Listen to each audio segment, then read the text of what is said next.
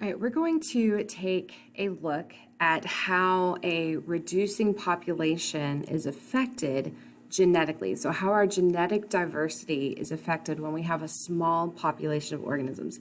And we're going to do that with an activity where we do a case study of the black-footed ferret. Now, the black-footed ferret is native to North America, to the Great Plains area.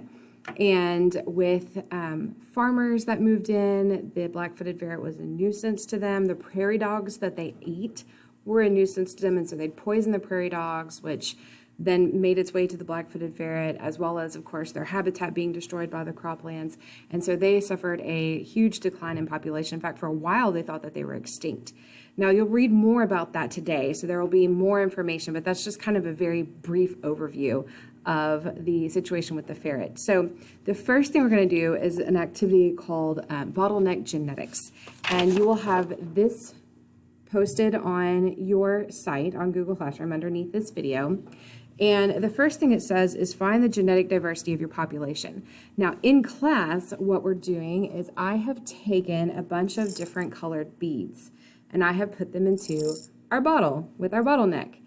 And so for each student, I'm going to give them 5 of these beads, and the colors will represent the traits that the population possesses. Now, if you've got beads at home, or you've got sequins, or anything that you could use, maybe Lego pieces that are different colors, you can make your own bottleneck with your genes.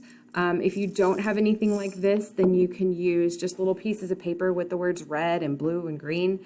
The colors are also posted on there as well as what they mean. And feel free, if you don't have, like if you're using sequins and you don't have any orange sequins, feel free to substitute that with something else, maybe star-shaped sequins versus round sequins or whatever you need to do. You just need 9 different objects to draw or 9 different pieces of paper that say these traits on it. So of those 9, draw 5, and that is the genes that made it through our bottleneck. So it'll tell you, you know, red represents your healthy rate of reproduction. You can have plenty of kits each year. I think that's what they call them.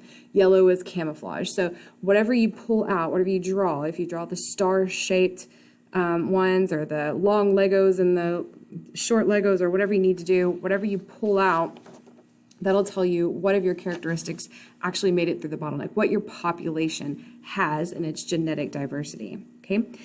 Then I am sending you some scenarios of things that have happened to your population of ferrets. Maybe a farmer has moved in, maybe the prairie dog town moved and you've got to go find food. So with the genes that you have, those 5 traits that you've got, look at 5 of your environmental situations that I send you. I'll send you more than 5, but pick 5. And just looking at that scenario, tell me, would your ferret population make it given the characteristics that it has and maybe that it doesn't have? If the prairie dog town moves away and you don't have an accurate sense of smell, maybe you wouldn't be able to find them. You wouldn't be able to find food because you can't smell your food. So look at the characteristics and how well they would fare in the given situations with the characteristics that they have. Okay, so that's part 1. Part 2 is the information I was telling you about the black-footed ferret. So read that. And then inside the next page, or not inside, it's all on the screen for you, right? On the next page, it asks you to analyze the issue. So a little bit about the natural history of the ferret, their decline, the reasons for that, their recovery, what enabled them to recover, any issues and conflicts in these 3 boxes back here. Who was invested in this issue? Was it someone that was for it or against it? And why? Why were they for it or against it? And then how we resolved the conflict that caused the decline in species to begin with. And then what are your recommendations to help fix this issue and protect our black-footed ferret population? Okay, so there are your activities for today. And I hope that makes sense to you. If you have any questions that I breezed over too quickly, let me know. I've also included a couple of YouTube videos that are very short on black-footed ferrets so that you can see what they look like. They're so cute. And know a little bit about their population, their decline, and their recovery. Okay, so have fun with our activity. Hope you've got some beads at home. If not, like I said, use anything that you need to get those traits and draw randomly. And like I said, if I've forgotten anything or if anything doesn't make sense, please let me know. I'm still learning this myself. So take care, and I'll see you soon.